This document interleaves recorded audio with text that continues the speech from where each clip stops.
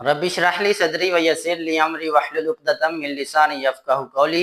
अस्सलाम वालेकुम dear students, कैसे हैं आप सब। उम्मीद है अल्लाह पाक के फजल करम से आप सब ठीक होंगे। जैसा कि आप सब जानते हैं कि हमने प्रीवियस वीडियो में क्वेश्चन नंबर 7 और क्वेश्चन नंबर 8 रिव्यू एक्सरसाइज 1 का सॉल्व कर लिया था। आज हम स्टार्ट करने लगे हैं जो आपके पास जो क्वेश्चन नंबर 9 और 10 इस रिव्यू एक्सरसाइज का रह गया, उसको हम कंप्लीट करते हैं। तो वीडियो की तरफ बढ़ने से पहले अगर आप मेरे चैनल पर नए हैं तो इस चैनल को सब्सक्राइब भी कर दें और अपने दोस्तों के साथ शेयर भी करें। तो बढ़ते हैं अपनी वीडियो की तरफ। जी तो बेटा ये रिव्यू एक्सरसाइज का क्वेश्चन नंबर 9 है। इसको पहले अंडरस्टैंड करते हैं कि क्वेश्चन में क्या पूछा जा रहा है। ठीक है, तो बेटा सबसे पहले बोल रहा है कि अब्दुल्ला पिक्ड अप 96 बाल्स, कि अब्दुल्ला ने किसी बड़े बर्तन से कितनी बाल्स उठाई, 96 बाल्स उठाई, and placed them into 2 buckets, यानी कि उसको 2 बाल्टियों के अंदर रख दिया। जो 96 टोटल बाल्स थे उनको किधर रख दिया बेटा, 2 बाल्टियों के अंदर रख दिया। ठीक है, अब वो 2 बाल्टियों के अंदर रखा तो सवाल ये पैदा होता है कि उसने एक 2 बाल्टियां, तो पहली बाल्टी के अंदर कितनी बाल्स रखी और दूसरी बाल्टी के अंदर कितनी बाल्स रखी। ठीक है, तो वो क्या आगे कह रहा है, 1 bucket has 28 more balls than the other bucket, यानी कि एक आपके पास बकेट है उसके अंदर कुछ तादाद है बाल्स की। ठीक है, और साथ दूसरी एक और बकेट है जिसके अंदर उसने रखे हैं, लेकिन उस बकेट में उसने क्या किया है, 28 मोर बाल, यानी कि उससे जो दूसरे वाली है उसके अंदर 28 ज्यादा बाल रखे हैं। ठीक है, तो आगे क्या कह रहा है, then the other bucket how many balls were in each bucket, तो आपने ये बताना है कि इन दोनों बाल्टियों के अंदर, इन दोनों बकेट्स के अंदर कितने कितने बाल्स आएंगे। तो ये हम दोनों को हमने सवाल करना है, तो तवज्जो से करना। ठीक है बेटा, सबसे पहले हम लिखेंगे टोटल बाल्स। क्या लिखेंगे, टोटल बाल्स, कि आपके पास टोटल बाल्स कितने हैं। ठीक है बेटा, वो हमारे पास कितने हैं टोटल बाल्स, 96 बाल्स हैं। ठीक है, तो बेटा इसको अंडरस्टैंड करने के लिए डायग्राम से शो करवाता हूँ कि इसमें बात की क्या की जा रही है। ठीक है, उसने क्या किया, जो 96 टोटल बाल्स थे उसने रखा किसके दरमियान में, दो बकेट्स के अंदर रखा, यानी कि आपके पास क्या है, 2 बाल्टियां हैं। ठीक है, और इनके दरमियान बेटा उसने क्या रखा, उन बाल्स को रखा। ठीक है, अब वो कह रहा है कि जो एक आपके पास एक बकेट है उसके अंदर 28 मोल बाल्स हैं, यानी कि फॉर एग्जाम्पल इस बाल्टी के अंदर उसके एक्स बाल्स हैं, यानी कि कुछ बाल इसके अंदर रखे हैं, और जो साथ वाली बाल है उसके अंदर जो पहले वाली बकेट है उससे 28 मोर बाल्स रखे हैं। ठीक है, तो उन दोनों का जो टोटल बाल्स है इन दोनों को मिला के वो कितने हैं, 96 टोटल बाल्स हैं। ठीक है, तो हमने ये बताना है कि पहले वाली बकेट के अंदर कितने बाल हैं और जो दूसरी बकेट है उसके अंदर कितने बाल आएंगे, ये हमने साफ फाइंड करना है। ठीक है, तो बाद में इसको रेज कर देंगे, पहले इसको हम अंडरस्टैंड करते हैं। ठीक है, तो बेटा सबसे पहले लिखेंगे लेट कर लेंगे, let number of balls in first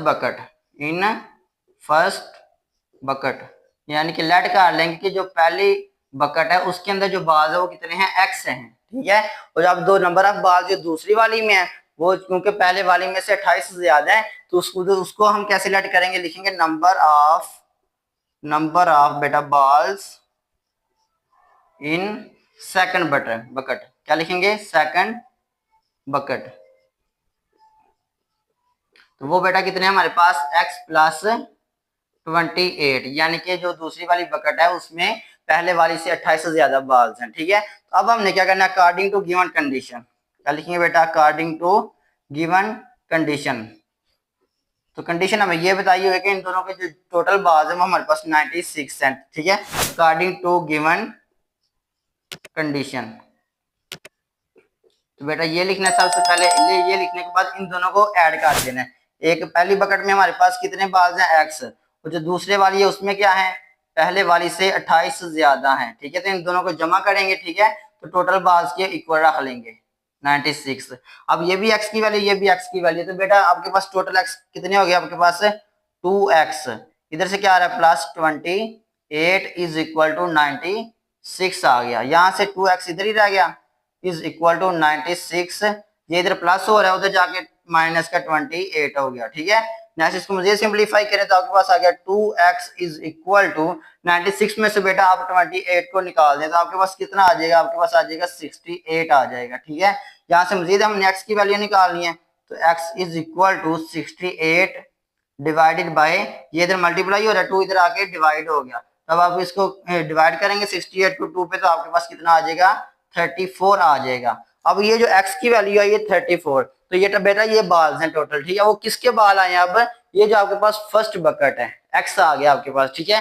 तो फर्स्ट बकेट में आपके पास कितने बाल्स हैं, 34 बाल्स हैं, ठीक है। तो अब हम इसको रेज कर देते हैं, तो यहाँ इसका हम आंसर फाइंड कर लेंगे, ठीक है।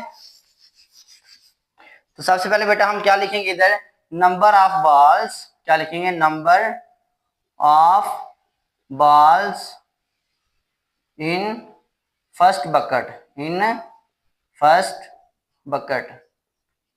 तो वो बेटा आपके पास क्या लेट किया हुआ था आपने, एक्स लेट किया हुआ था, वो कितने आ गए आपके पास, 34 आ गए हैं, ठीक है।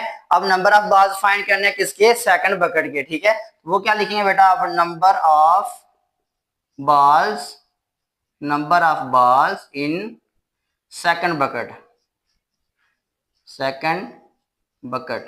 तो वो बेटा आपको पता है क्या है, जो पहले वाला आपके पास पहले वाली जो बकेट है उसमें 28 से ज्यादा है, तो वो बन जाएगा x प्लस 28। x आपके पास निकल आया है, पहले वाले का जो बकेट है उसके अंदर कितने बाल थे, 34, इसमें ऐड कर दें कितने, 28, तो आपके पास कितना आ जाएगा बेटा, 62 बाल्स आ जाएंगे, ठीक है। सेकंड बकेट में आपके पास कितने बाल्स हैं, 62, और आपके पास जो फर्स्ट बकेट है उसके अंदर कितने बाल थे, 34 बाल्स थे। तो ये बेटा इसका आंसर बन गया, ठीक है। फर्स्ट वाली बकेट में आपके पास 34 बाल्स हैं, और जो आपके पास सेकंड वाली बकेट है उसके अंदर 62 बाल्स हैं, ठीक है। तो आई होप आपको अच्छी तरह समझ लगी होगी। आपने सेम ऐसे ही इसका सोल्यूशन लिखना है, ठीक है। टोटल बाल्स लिखना है, फिर लेट करना है, जो नंबर ऑफ बाल्स फर्स्ट बकेट में वो x है, और जो नंबर ऑफ बाल्स है सेकंड बकेट में वो x प्लस 28 है, क्योंकि दूसरे वाले में पहले वाले से 28 बाल्स ज्यादा हैं, ठीक है। तो अकॉर्डिंग टू गिवन कंडीशन आपने जो दोनों के हैं आपके पास x और x प्लस 28, इन दोनों को जमा कर लेना है और टोटल बाल्स के बराबर रख लेना है। वहां से x की वैल्यू निकाल के वो x की जो वैल्यू निकलेगी वो फर्स्ट बकेट के जो बाल्स हैं उनकी तादाद आ जाएगी, ठीक है। Number of balls in first bucket x is equal to 34 आ गया।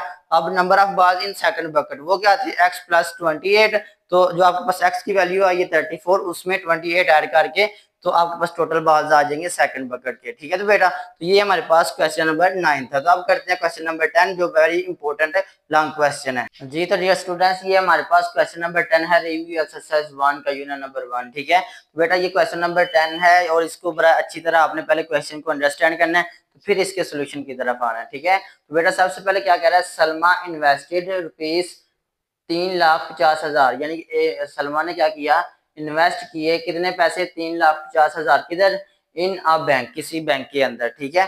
जैसे आप बैंक के अंदर पैसे जमा करवाते हैं, जैसे जिसको इंश्योरेंस बोलते हैं, ठीक है। तो वो आपको साल के बाद क्या देता है, इंटरेस्ट देता है, ठीक है। तो वो क्या कह रहा है कि विच पेड, बैंक ने क्या किया, which paid simple profit at the rate of 7 into 1/4% per annum, यानी कि जो बैंक है उसने सालाना उसको सलमा को कितना प्रॉफिट दिया, 7 into 1/4% इसको सालाना प्रॉफिट दिया, ठीक है। कितने साल तक, टू ईयर्स तक इतना प्रॉफिट दिया, ठीक है, इस परसेंट के हिसाब से। अब आफ्टर 2 ईयर्स, 2 सालों के बाद, the rate was increase to 8%, यानी कि जो प्रॉफिट का जो रेट था सालाना जो लोगों को देते थे वो क्या किया, बढ़ गया, ठीक है, पर एनम हर सालाना। Find the amount she had at the end of 7 years, आपने ये बताना है कि अब उसके पास जो टोटल 7 सालों के बाद जो टोटल अमाउंट थी वो कितनी बनती थी, ठीक है। तो आपने इसको 2 हिस्सों में करना है, ठीक है बेटा। जो सबसे पहले जो हम इन्वेस्ट करते हैं किसी बैंक के अंदर, जो अमाउंट जमा करवाते हैं उसको बोलते हैं प्रिंसिपल अमाउंट। क्या बोलते हैं बेटा, प्रिंसिपल अमाउंट। तो हम इधर सोल्यूशन के अंदर लिख लेंगे प्रिंसिपल अमाउंट, प्रिंसिपल अमाउंट। तो वो बेटा हमारे पास कितनी है, जो उसने जमा करवाई, 3,50,000, ठीक है। तो ये उसकी क्या गई, प्रिंसिपल अमाउंट आ गई। इसको किससे जार करते हैं, पी से जार करते हैं, ठीक है। तो नेक्स्ट बेटा आपके पास 2 हिस्से हैं, ठीक है।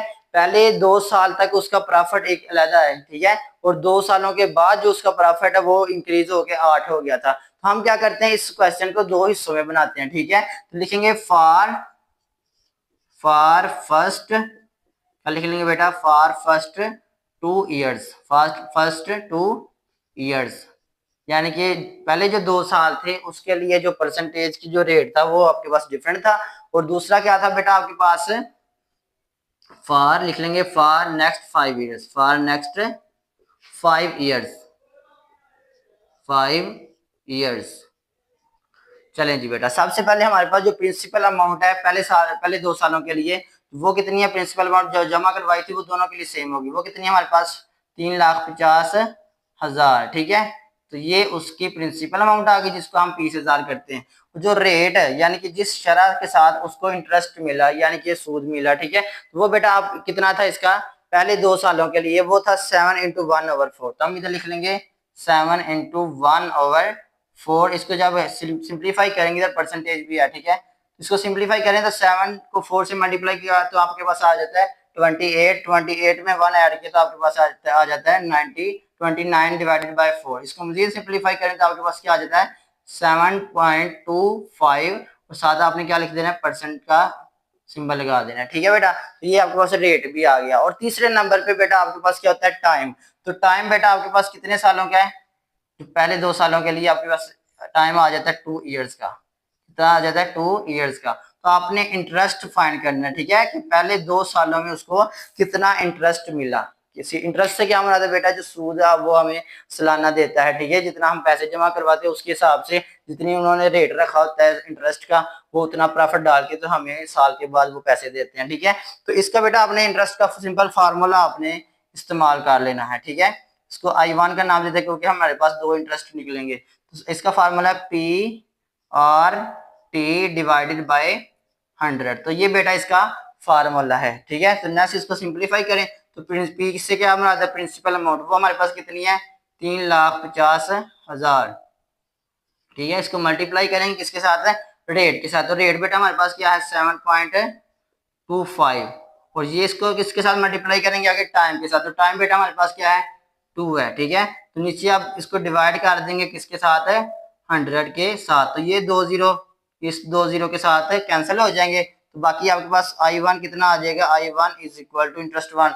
ये आपके पास बन गया 3500 मल्टीप्लाइड बाय 7.25 मल्टीप्लाइड बाय 2। तो ये बेटा आपने इसको इन दोनों को क्या कर देना है? मल्टीप्लाई कर देना है। ठीक, तो बेटा ये आपके पास आ जाएगा 50,750 रुपीज। ठीक है, तो इसको आपने 7 रुपीज से लिख देना है। ठीक है, नेक्स्ट आपके पास बेटा नेक्स्ट क्या है हमारे पास? फॉर नेक्स्ट 5 ईयर, अगले जो 5 साल है उधर जो आपके पास प्रिंसिपल अमाउंट तो वही रहेगी। ठीक है, तो अब रेट चेंज हो गया था। ठीक है, जब अपने उसके पहले 2 सालों के लिए उन्होंने 7/1/4% के हिसाब से उसको प्रॉफिट दिया। जब नेक्स्ट अगले 5 साल आए तो उन्होंने प्रॉफिट का जो रेट है वो इंक्रीज कर दिया। कहां तक? 8% कर दिया। ठीक है, तो अब हम लिख लेंगे जो प्रिंसिपल अमाउंट है इसके लिए भी सेम होगी। वो कितनी है बेटा? 3,50,000। ठीक है, 3,50,000 रुपीज प्रिंसिपल अमाउंट वही रहेगी। अब रेट चेंज हो गया। रेट कितना है बेटा आपके पास? अब 8% है। ठीक है, अगले 5 सालों के लिए उसका कितना रेट है? 8% रेट है। और टाइम क्या है बेटा इसके लिए? टाइम है इसका 5 ईयर्स। कितना है बेटा? 5 ईयर्स। चलें जी, 5 ईयर्स। अब आपने क्या फाइंड करना है? I2। I2 क्या बेटा? इंटरेस्ट 2, यानी कि जो दूसरे नंबर पे जो उसको इंटरेस्ट मिलेगा।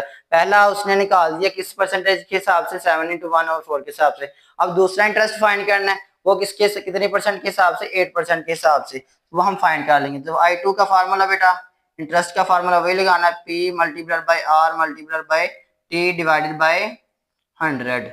चलें जी, तो नेक्स्ट आपके पास बेटा P प्रिंसिपल अमाउंट है वो कितनी है हमारे पास? 3,50,000। 3,50,000। इसको मल्टीप्लाई किसके साथ करना है?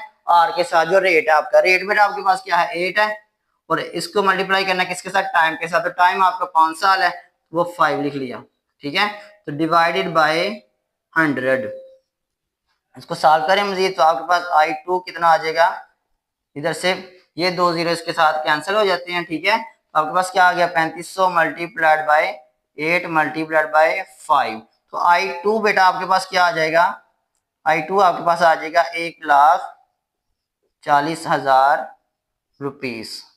ठीक है, तो ये बेटा आपके पास क्या आ गया? इंटरेस्ट 1 और इंटरेस्ट 2 हमने फाइंड कर लिया। ठीक है, अब सवाल में क्या कह रहा था? यानी कि आप find the amount she had at the end of 7 years. तो टोटल अमाउंट उसके पास आखिर में कितनी बनेगी। ठीक है, तो अब 3 चीजें हैं बेटा आपके पास। ठीक है, पहले नंबर पे क्या है? प्रिंसिपल अमाउंट जो उसने बैंक में जमा करवाई थी। ठीक है, और दूसरे नंबर पे जो पहले 2 सालों के लिए जो उसको प्रॉफिट हुआ था वो कितना हुआ था?